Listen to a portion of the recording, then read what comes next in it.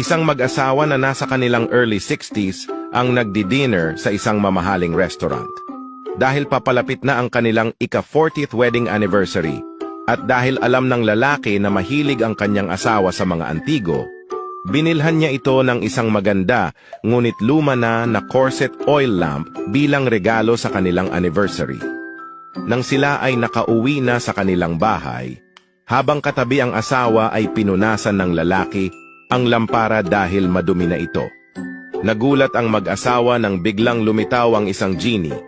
Nagpasalamat ito sa kanila at nagbigay ng pagkakataon sa bawat isa na humiling ng kahit anumang bagay na gusto nilang matupad. Naunang humiling ang asawang babae. Gusto ko malibot ang buong mundo kasama ang aking asawa.